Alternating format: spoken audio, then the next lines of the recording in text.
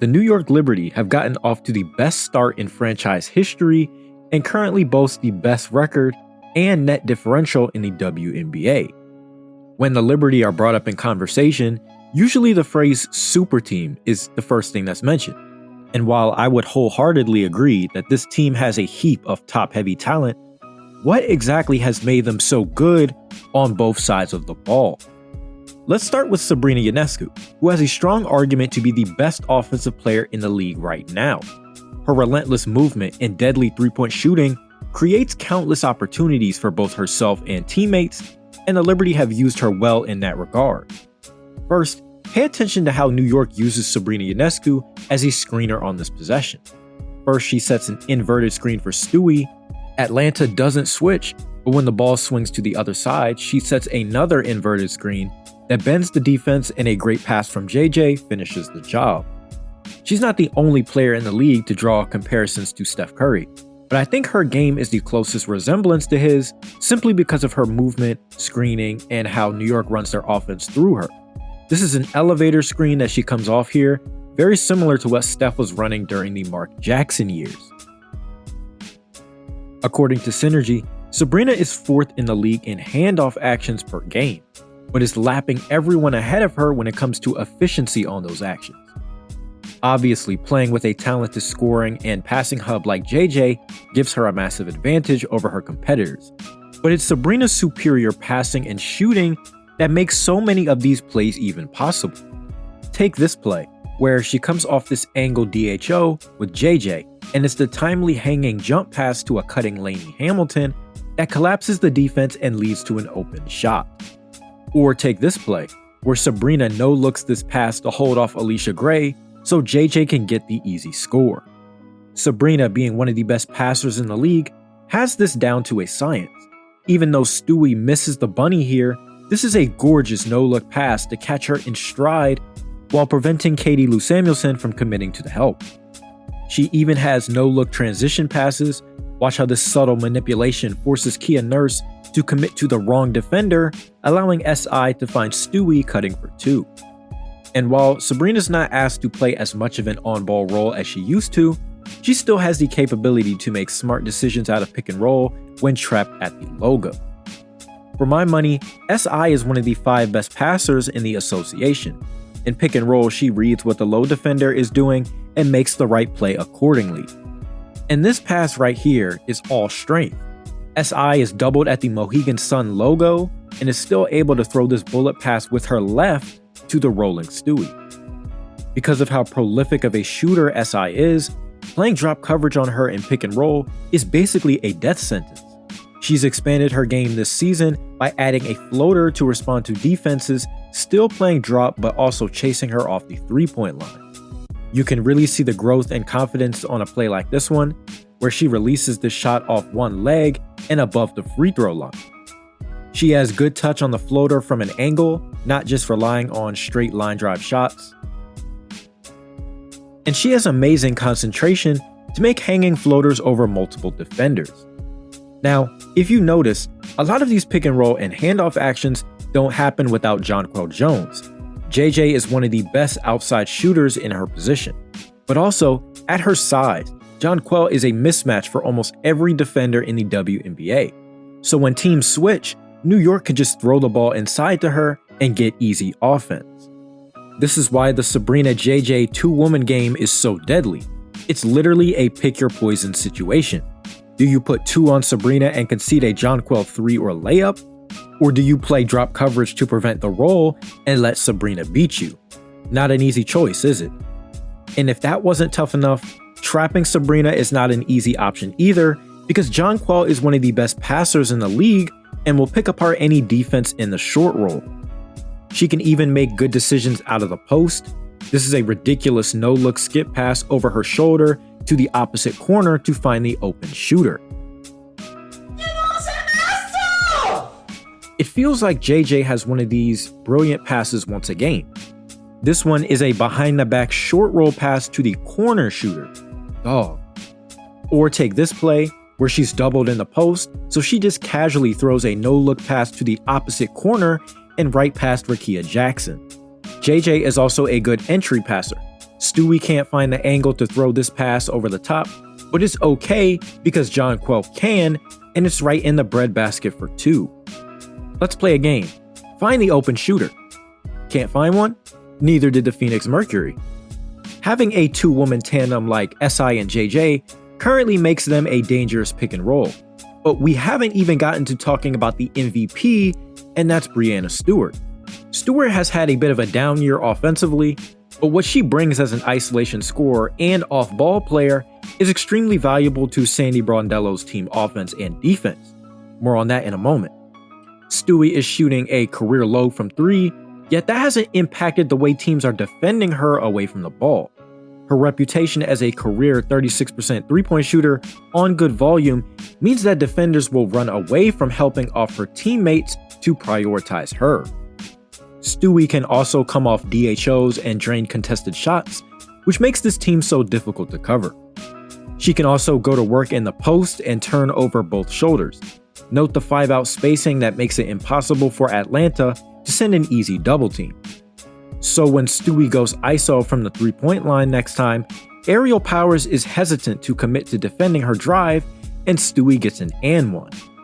And if you wall off her drive, the spacing will still allow Stewie to get to the fadeaway and drill one-legged jumpers. And Stewie's length and height makes it impossible to block her shot when she gets to her fadeaway. This type of tough shot making provides a level of resiliency that makes her one of the better playoff performers of this era, which is huge for New York, but we aren't done talking about the offense because there's a 4th member of this 4-headed attack, and that's Betnijah Laney-Hamilton. It's hard to give a proper player comparison for Betnijah, but if I had to pick a player, I'd say Derek White. Laney-Hamilton is so valuable to New York because she can run the same actions as Sabrina, opting for the mid-range pull-up here. Laney-Hamilton can initiate offense and collapse defenses herself as a secondary playmaker. She also has the upper body strength to drive through physical contact, fighting through an Aerial Powers hand check to get to the basket. And to top it all off, her passing is a thing of beauty as well. This is a gorgeous outlet pass to JJ that goes over Parker Tyus and lands right into her hands. So, the Liberty clearly have a powerful Big 4, but how have they been able to leverage them together to be so dominant? Let's start with the UCLA cuts. It's a simple back screen for Sabrina here, but there's several things you should notice. First, look at the spacing. With Stewie in the weak side corner, it makes this rotation from Nafisa Collier extremely risky. Because Sabrina demands so much defensive attention, teams are preoccupied with staying attached to her away from the ball, which makes a blistering screen from JJ enough to create space. And the Liberty will often run this play as a set action. Watch how Jonquel tells Laney-Hamilton to lift up to the strong side wing, so Sabrina can go under the back screen for the easy layup. And because New York is so talented and a threat to run multiple actions at a time, help defenders are wary of leaving Stewie or even Kayla Thornton here, and it's an easy score. New York empowers other rotation players to run these same actions, which you can see here. More on this topic in a moment. What makes New York's offense so unstoppable is that they are constantly moving and flowing into multiple actions. Chicago denies the UCLA cut to Sabrina here, so the next action is for her to curl off staggered pin downs, receive a DHO from JJ, and with the space, she can drain a 3. And if a team takes away the first 2 actions, the Liberty have a third one they can go to. Watch how Connecticut is ready for the UCLA cut, and they are on top of the pin down. So New York adds a third wrinkle, a baseline exit screen for Stewie, and she drains a 3. Oh my God! Oh my God! Oh my God! Of course, they also have the double drag as an option as well, where Stewie can pop out for an open 3, while Kennedy Burke draws 2 defenders rolling to the basket. But this double drag can also be run with Vandersloot as the point guard, while Stewie could set a hammer screen for Sabrina in the weak side corner and cut for an easy layup. If Coach Brondello is feeling bold, she can call for a flare screen to be ran for Stewie off the pick and roll like we see here.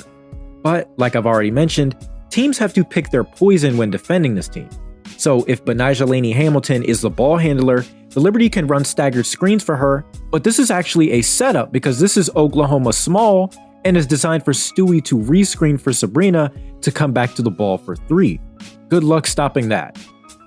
If you aren't overwhelmed by now, then stay tuned, because the Liberty also have a horn set they like to go to, which is essentially staggered back screens at the free throw line, but this is only to set the Sabrina JJ dribble handoff.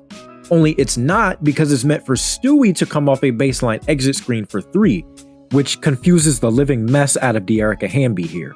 This is a common staple in New York's offense because it utilizes their shooters and offensive weapons all at the same time. After all, you can't keep 5 pairs of eyes on all of them, or else you're making a big mistake. And this brings us to the very last staple play in their offense that I like to call corner low. It's a sideline out of bounds play where Sabrina throws it to either Stewie or Betnijah in the post and then curls off a pin down to come back to the ball for 3. This is a very common action New York will almost always look to run on the sideline, because as we've mentioned, the Liberty just have too many options to worry about. Watch how Laney turns this into an uphill DHO to get Sabrina going downhill. As we've mentioned before, if you're not attached to Sabrina at all times, it's a mistake. She curls off this pin down here for another easy triple. And because BLH is able to post up smaller players in these spots, teams also have to account for her in these spots. Kate Martin is tempted to help out Kelsey Plum, so BLH whips this bounce pass to the opposite corner for an open triple. And of course, if your brilliant idea is to deny the entry pass to BLH like Atlanta does here, the Liberty will once again turn this into, yep, you guessed it, a JJ Sabrina DHO. And we're back to square one again with the floater. This is why the Liberty have the best offense in the league right now. Currently, they have a relative offensive efficiency of 7.2, which would rank 11th in WNBA history, but what we haven't discussed yet is their tenacious defense. Despite having multiple defensive liabilities in the lineup, 2 of those being Ionescu and Vandersloot, the Liberty have maintained an elite defense. This is in large credit to Breanna Stewart and the rest of the wings and bigs on the roster, all of whom have done a phenomenal job hiding the weak defenders with scram switches. The first thing you'll notice about New York's defense is how swarming ladies like Betnijah Laney-Hamilton, Breanna Stewart, and Jonquel Jones are when it comes to doubling and clogging up passing lane. Watch Breanna Stewart here, how she slides over to defend Dolson, and her long arms deflect the entry pass. Teams will often look to hunt Sabrina Ionescu because she's not a good defender, but New York will often have Stewart double from the opposite block and rely on timely rotations behind the play to take away these advantages. You can see the scram switch on display here when Sabrina gets switched onto Angel Reese, but BLH is ready to take the assignment. It immediately calls for Sabrina to take the corner, and it's Jonquel's good one-on-one defense on the perimeter that holds down the possession. The same strategy applies for protecting Courtney Vandersloot.